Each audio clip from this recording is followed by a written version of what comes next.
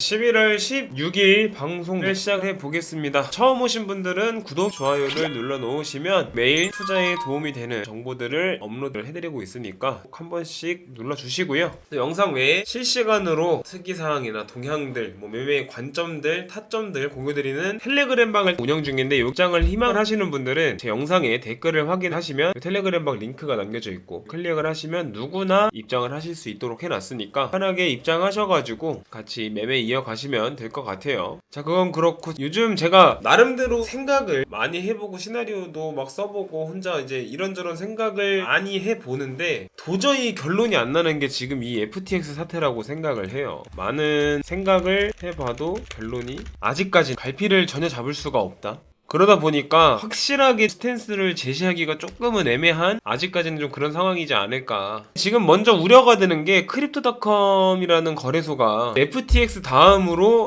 크립토닷컴이라는 곳도 파산할 가능성이 높다라는 의혹들이, 이런 기사들이 계속 나오고 있어요. 이게 이제 기사나 우려로 끝나면 정말 아무 문제가 없겠지만 저번에 영상에서 잠깐 말씀드렸지만 우려가 제기되는 것 자체가 문제로 작용을 할 수 있다. 우려의 소리가 나오면 문제가 없던 거래소도 문제가 생길 수 있다.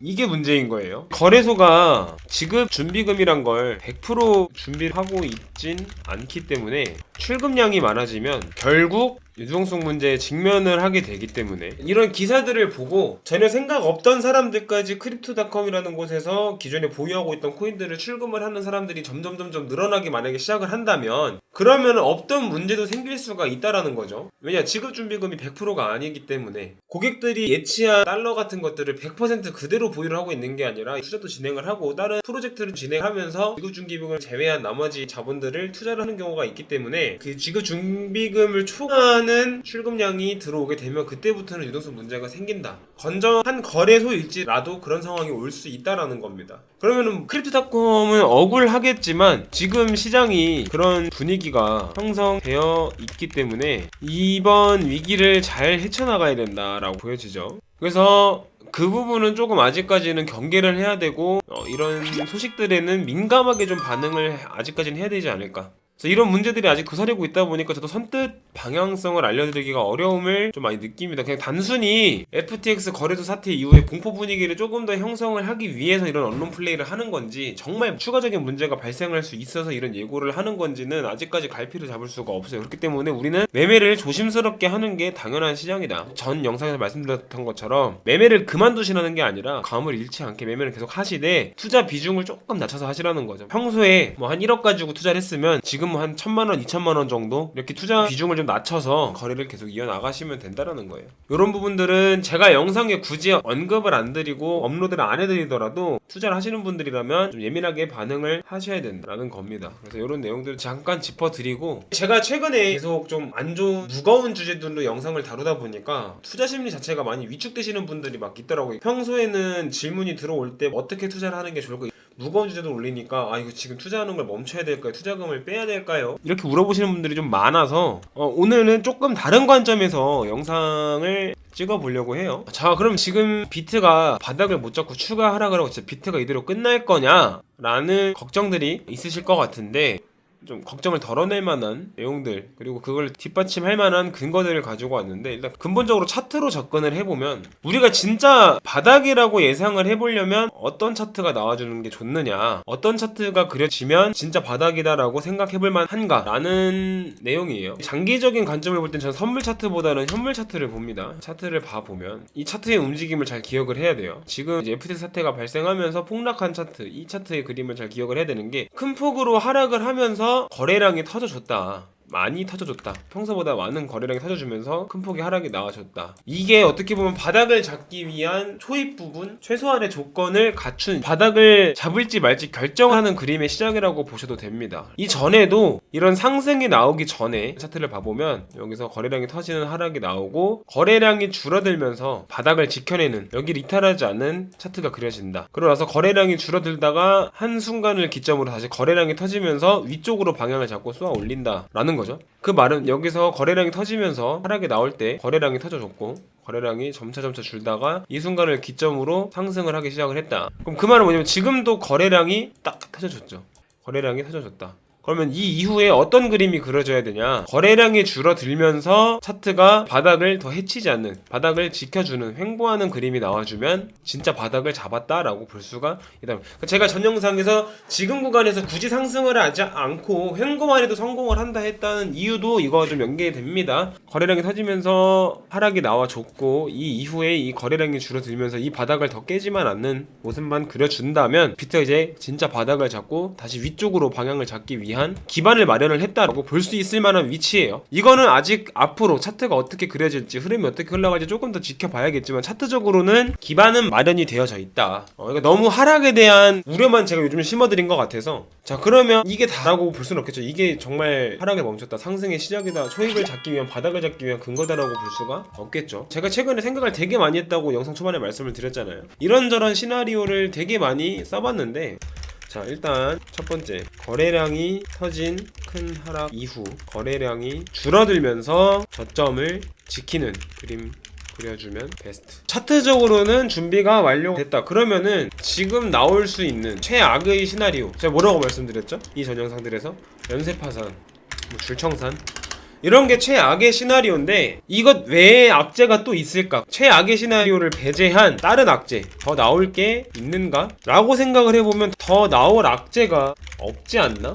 라는 생각이 매우 강하게 듭니다. FTX 파산보다 더 심한 더 큰 악재가 나올 게 연쇄 파산을 제외해놓고는 없지가 않을까 라는 생각이 들죠. 저번에 말씀을 드렸지만 연쇄 파산이 일어나면 저는 중기적으로 봐도 가상화폐 시장이 회복하는데 오랜 시간이 걸릴 거다. 연쇄 파산이 일어나는 순간 투자금을 다른 시장으로 돌려야 한다. 현금화, 주식, 부동산, 뭐 펀드, 보험 이런 식으로 가상화폐 시장을 당분간은 쳐다보지 않는 것이 어떨까. 그때는 선물거래도 크게 의미가 없죠. 왜냐 거래소에서 출금을 못하니까. 수익을 1000%, 2000% 본다 하더라도 막 30만 프로를 보면 뭐 하겠어요. 출금을 못하는데. 그러니까 연쇄파산이 일어나는 건 가상화폐 시장의 하락이 굉장히 길어질 거고 선물도 크게 의미가 없는 시장이기 때문에 다른 시장으로 눈을 돌리는 게 맞다. 현금화를 최대한 빨리 해서 건질 수 있는 거 건진 다음에. 이 말을 좀 반대로 해석을 해보면 더 이상 나올 악재가 없다라고 볼 수 있는 근거로 저는 생각을 합니다. 뭐 아니면 도인 상황이에요. 가상화폐가 끝이 나거나 아니면 이 공포 테스트를 마지막으로 반등을 시작을 하거나 그런 상황이라고 봐요. 그래서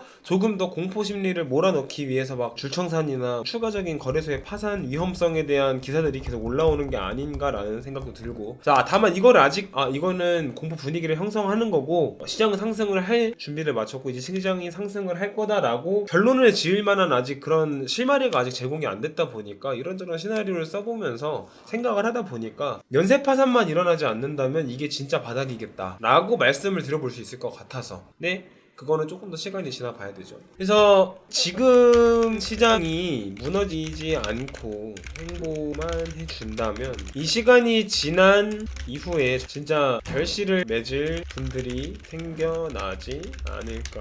그러니까 이런 관점도 저는 충분히 갖고 지금도 계속 이런 생각을 하고 있는데 다만 이런 내용을 잘 말씀 안 드린 이유?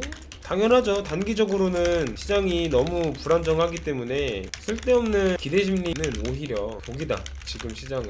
저는 그렇게 생각을 하는 겁니다. 그래서 오히려 조심에 조심을 하시라고 최근에 좀 무거운 주제들 위주로 영상을 찍고 안내를 드렸던 건데 이런 관점은 항상 갖고 있어요. 그래서 결론적으로 시간이 지났을 때 가상화폐는 결국 다시 상승을 하지 않을까라는 관점은 그대로 유효하고요. 제가 너무 위축되어 있는 말씀을 좀 드린 것 같아서 그 외에 뭐 고래들 지속적인 매집 활동 이어가고 있다는 점, 채굴자들도 지금 채굴을 중단했다는 점, 채굴자들이 채굴을 중단을 했다는 점이 단기적으로는 가상화폐의 가격을 떨어뜨릴 수는 있어도 좀 장기적인 지표로 봤을 때는 거의 바닥 부근이 왔구나 라고 판단을 할 만한 근거로도 활용을 합니다. 그러니까 매수를 하는 매수 주체가 아직 살아있다는 점, 이런 것들을 종합을 해보면 지금이 진짜 바닥 부근인 맞다라고 생각을 해요. 어떻게 보면 지금 이 영상을 보고 제 방에서 매매를 같이 하시는 분들이 역사적인 비트코인의 바닥 저점 구간을 같이 하고 있는 분들일지도 모른다는 생각이 듭니다. 그냥 그러니까 너무 기죽지 마시고 너무 걱정하지 마시고, 만약에 연쇄 파산이 일어난다? 그럼 그때 일단 다 털고 나가면 되는 거예요. 간단한 거예요. 어려울 게 없어요. 거기서 이제 미련이 남아서 반등 나오겠지 하면서 못 털고 나오면 그건 문제가 되겠죠. 근데 그때 되면 제가 당연히 털고 나오시라고 말씀을 드리겠죠. 그 전까지는 너무 걱정만 하지 마시고, 이러이러한 관점도 있고 비트가 다시 상승할 가능성을 왜 보고 있는지, 어떠한 근거가 있는지 이런 것들을 보시면서 그냥 매매를 이어나가시라고, 너무 걱정하지 마시라고 영상을 준비한 거니까 매매를 지속적으로 하면서 감을 잃지 않아야 한다. 왜냐, 감을 잃으면 상승장에 나왔을 때 초입에서는 감 잡겠다고 허탕치면서 날리는 수익이 너무 많아요. 너무 많기 때문에 감을 잡고 있어야지 상승장 초입부터 끝까지 다 발라먹는 거니까. 그리고 상승장 뒤엔 하락장이 나오죠. 하락장에는 다시 선물 거래로 또 수익을 보면 되는 거고, 이런 식으로 루틴을 계속 가져가야 되는데, 매매를 중단을 하면은 매매를 하는 감을 잃어버리기 때문에 그걸 되찾는데 걸리는 시간 동안 수익을 날리는 거니까, 그래서 저는 매매를 계속 하시라고 말씀을 드리는 거고. 그래서 좀 그러셨으면 좋겠고, 차트는 솔직히 특이사항은 딱히 없어요. 16.2K에서 3K 여기 구간만 이탈하지 않으면서 박스권에서 행보만 해줘도 성공하는 시장이니까 이런 식으로 흘러가도 되고, 아니면 조금씩 저점을 좀 높이면서 가도 되는 거고, 아니면 뭐 이렇게 올렸다가 다시 빠졌다가 다시 올라가도 되는 거고, 그런 움직임에는 크게 의미를 두시거나 확대 해석하실 필요가 없고, 지금 당장 방에 올려드린 내용인데 이게 이제 색깔이 노란색, 빨간색이 진할수록 매도 주문이 많이 걸려있다라는 건데, 18K 부근에 굉장히 많은 매도벽이 쌓여있는 걸 확인할 수가 있죠. 18K 부근, 19K 부근. 그러니까 일단은 18K를 우선적으로 돌파하고 여기 있는 매물을 소화하고 나서 여기에서 다시 안착을 해야 좀 그때부터 시장에 의미를 부여할 수 있지 않을까. 그 전까지는 의무부여하지 마시고 그 안에서 매매를 하시면 될 것 같다는 점. 그래서 오늘 내용은 심플하게 이게 다고 너무 겁먹지 마시라고 영상 준비해봤으니까 내용 한번 다들 확인하시고 오늘도 잃지 않는 투자를 하셨으면 좋겠네요.